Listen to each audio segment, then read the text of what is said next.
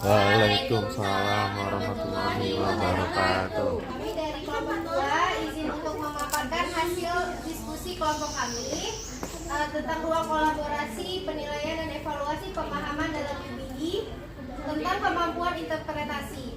Sebelum itu, perkenalkan kami dari kelompok 2, saya Syifa Nur Aulia Nugrahita. Saya Yudit Karyani Putri. Saya Fadia Gwiyanda. Saya Novia Aristi.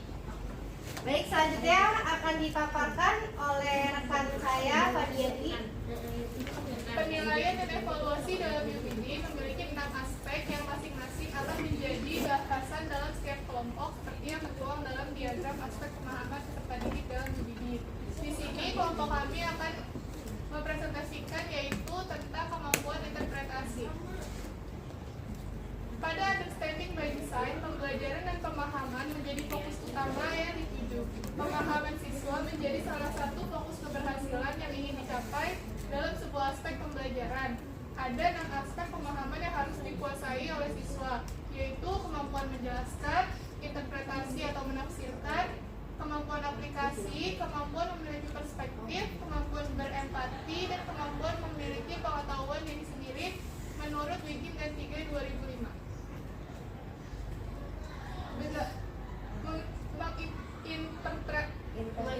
Menginterpretasikan adalah kemampuan interpretasi siswa dalam kemampuan siswa untuk memahami ide atau kemampuan siswa untuk memahami ide dan menyimpulkan sesuatu dalam bentuk lain yang bermanfaat.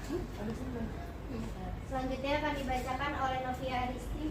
Menginterpretasikan atau interpret, kemampuan menciptakan sesuatu yang baru dari hasil belajar, peningkatan pengetahuan, termasuk kemampuan untuk mengkritik, membuat analogi dan metafora, menarik kesimpulan, membangun makna, menerjemahkan, memprediksi, dan menghipotesiskan, serta dapat menjelaskan cerita yang bermakna, menerjemahkan sesuatu dengan benar, mengungkapkan sebuah cerita ke dalam suatu ide atau kegiatan. Interpretasi membantu peserta didik untuk memahami mengapa konsep tertentu penting atau bagaimana tujuan pembelajaran tertentu berhubungan dengannya, menurut Wiggins dan 3 2005. Contohnya, di kelas mungkin melalui laboratorium fotosintesis. Di lab, instruktur mungkin meminta peserta untuk membaca bagian dari laporan lab untuk menginterpretasikan informasi latar belakang tentang reaksi terang yang terkait dengan fotosintesis. Di akhir lab, instruktur mungkin meminta peserta didik untuk menginterpretasikan serangkaian data yang dikumpulkan oleh kelas. Di dalam laporan lab, instruktur mungkin bertanya kepada pembelajar apa yang mereka amati dan meminta pembelajar merefleksikan bagaimana observasi mereka dapat mengarah pada hasil mereka. Bermakna dapat menjelaskan hubungan materi sebelumnya dan materi yang akan dipelajari dengan jelas. Pembelajaran bermakna merupakan suatu proses mengaitkan informasi baru pada relevan yang terdapat dalam struktur kognitif seseorang pembelajaran. Making reservation, di mana peserta didik dapat menghubungkan pengetahuan yang ada dengan yang dibutuhkan pada kehidupan sehari-hari pembelajaran. Making reservation, di mana peserta didik dapat menghubungkan pengetahuan yang ada dengan yang dibutuhkan di kehidupan sehari-hari. Selanjutnya akan dibacakan oleh Yudit Karyani. Oke, baik, selanjutnya adalah berbagai wawasan. Menggunakan lebih dari satu sumber menafsirkan permasalahan. Peserta didik mampu menafsirkan berbagai aspek, berbagai wawasan peserta didik mampu menafsirkan suatu persoalan dari berbagai sudut pandang, sikap, kemudian mendapatkan wawasan tentang sesuatu yang diamati. Kemudian signifikan, memiliki arti bermakna, benar, substansial, relevan, penting, dan berarti karena dapat memberikan sebuah dampak dari suatu persoalan atau tidak bisa melepas dari persoalan. Contohnya pada pembelajaran making reservation, peserta didik memiliki perubahan pemahaman tentang penggunaan ungkapan dalam making reservation. Signifikan, mampu menuliskan hal-hal penting yang diketahui dan ditanyakan dengan tepat. Kemudian ilustratif, dapat menerangkan gambaran dengan masalah dengan jelas. Ilustratif berarti menjelaskan atau menerangkan makna dalam penilaian, artinya makna penilaian tersebut harus mampu menerangkan dan menjelaskan aspek yang akan dinilai. Contohnya dalam pembuatan asesmen peserta didik, guru harus membuat rubrik penilaian apa saja hal yang harus dinilai dalam suatu materi. Misalnya harus dinilai dalam suatu materi pada kegiatan writing. Kemudian aspek yang harus dinilai oleh guru adalah content, language, feature, organization, dan mekanik. Maka aspek-aspek ini harus ada dan guru menilai berdasarkan aspek tersebut. Kemudian akan dilanjutkan oleh Syifanur. Ya, selanjutnya ada membuat jelas, dapat menafsirkan dengan jelas dan tidak menimbulkan penafsiran lain. Membuat jelas artinya dapat membuat makna yang jelas, artinya dapat membuat makna yang lebih jelas. Peserta didik mampu mengamati suatu hal, baik itu gambar, buku materi, serta mereka dapat mendeskripsikan materi, suatu penjelasan, serta menafsirkan hal tersebut dengan jelas. Contohnya, dalam pembelajaran making reservation, peserta didik sudah mampu memaksakan atau memaknai konteks di mana sebuah percakapan seharusnya digunakan seperti di hotel, di restoran, dan lain-lainnya. Nah, di sini ada contoh rubrik dan penilaian evaluasi dalam UBE. Rubrik sendiri adalah kemampuan atau panduan penilaian berbasis kriteria yang terdiri dari skala pengukuran tetap. Rubrik mendeskripsikan kriteria. Setiap titik poin rubrik juga menggambarkan tingkat kualitas kemahiran atau pemahaman peserta didik secara bertingkat. Nah, di sini kita mulai dari aspek penilaian yang bermakna. Skor 4 biasanya adalah skor maksimal, yaitu siswa mampu menafsirkan suatu materi dengan jelas, tepat, dan memiliki arti penting. Skor 3 mampu menafsirkan suatu materi dengan jelas dan tepat, namun indikator memiliki arti penting tidak terpenuhi. Lalu untuk skor 2 mampu menafsirkan suatu materi dengan jelas namun tepat dan memiliki indikator arti penting yang tidak sesuai. Lalu untuk skor 1 menafsirkan suatu materi namun tidak jelas atau memiliki arti yang penting. Selanjutnya untuk aspek penilaian yang berbagai wawasan.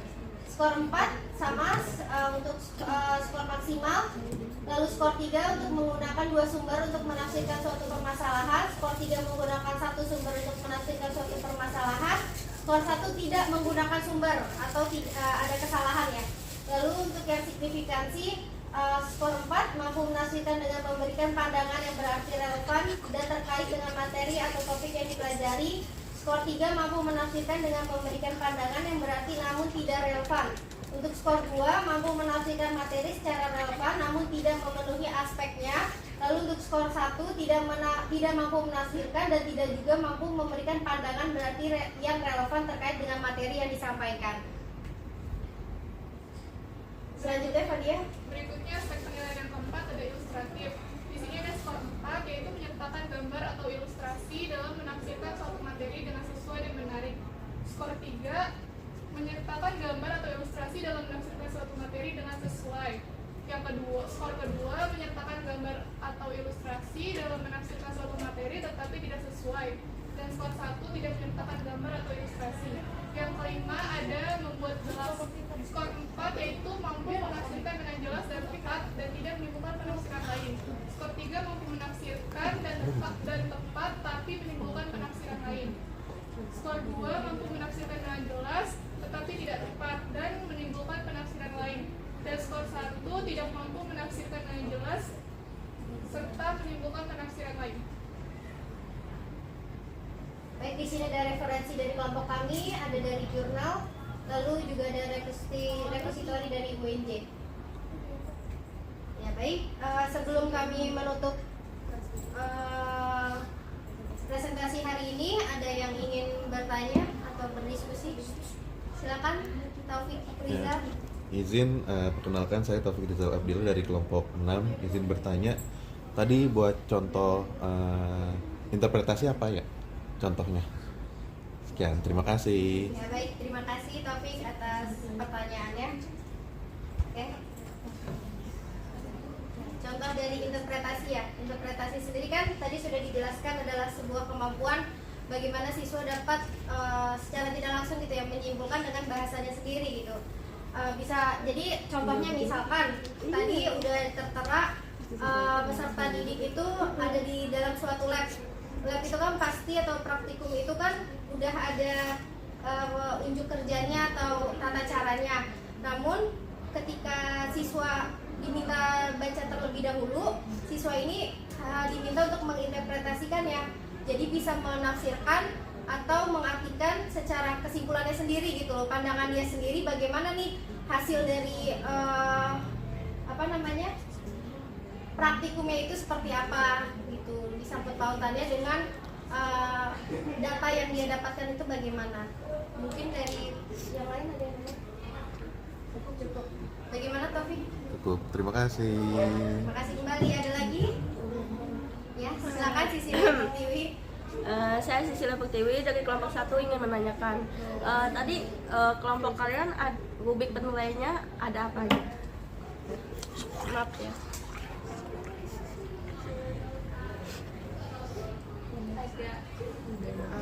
Seandainya dari rubrik penilaian itu salah satunya tidak tercapai gitu,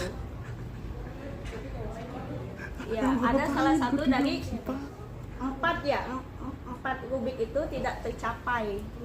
Terus apakah asesmen yang kita lakukan itu bermasalah atau kurang tepat untuk peserta didik? Apabila rubrik tidak tercapai ya? Iya, salah satunya, bukan semuanya. Jadi kayak kalau ada 4 berarti kayak 3-nya tercapai, 1-nya enggak. Apakah itu bisa dikategorikan tidak sempurna atau apa? Baik, saya akan mencoba menjawab. Kalau salah satu tidak tercapai berarti itu termasuk tidak sempurna dalam asesmen ya. Kemudian solusi yang bisa dilakukan guru adalah melakukan remedial sampai si anak tersebut itu mencapai KKM, kriteria ketuntasan minimal. Jadi akan dilakukan remedial. Kalau misal remedial itu ternyata belum tuntas juga, ya tentunya guru solusinya harus melakukan remedial ulang sampai siswa tersebut mencapai nilai KKM dan asesmennya itu sempurna. Jadi tidak ada yang tidak tercapai begitu. Hasil dari saya. Mungkin ada yang mau menambahkan? Ya. Bagaimana Kak Sisilia? Terima kasih. Ya baik, jika sudah tidak ada lagi yang ingin bertanya, maka kita cukupkan sesi diskusi kita pada hari ini. Kurang lebihnya mohon maaf. Wassalamualaikum warahmatullahi wabarakatuh. Waalaikumsalam warahmatullahi wabarakatuh.